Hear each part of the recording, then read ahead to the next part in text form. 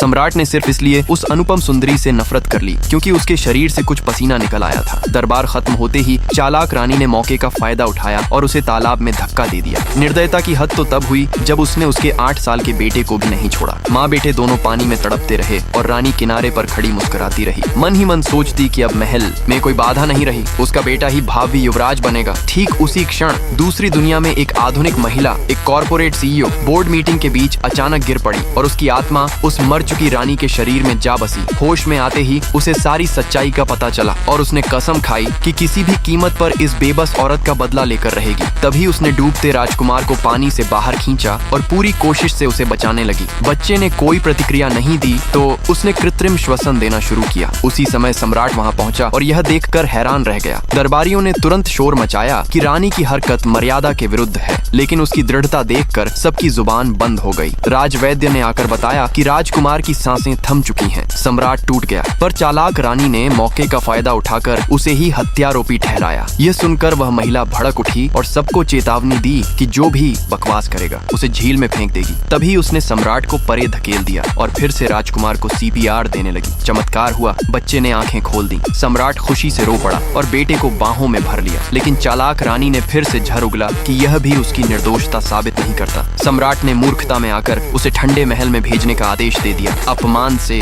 भरी महिला ने रानी को तालाब में धक्का दे दिया, पर वह डूबने से पहले सम्राट को पकड़ बैठी और दोनों गिर पड़े। राजमहल में हंगामा मच गया। सम्राट को बचाकर लाया गया तो उसने गुस्से में आदेश दिया कि उस औरत के पूरे खानदान को मिटा दिया जाए। तभी एक हिजड़ा बोला कि युवराज महारानी द्वारा घोषित उत्तराधिकारी है, अगर बात वहां पहुंची तो नतीजे गंभीर होंगे। सम्राट ने सज्जा घटाकर 1 महीने का निर्वासन दे दिया। चालाक रानी ने उसकी मौत सुनिश्चित करने के लिए ठंडे महल में बस कुछ बासी रोटियां भेजी, पर महिला जरा भी नहीं डरी। उसने महल को बंद किया और एक रहस्यमयी सिस्टम सक्रिय किया, जिससे महल पल भर में सुख सुविधाओं से भर गया।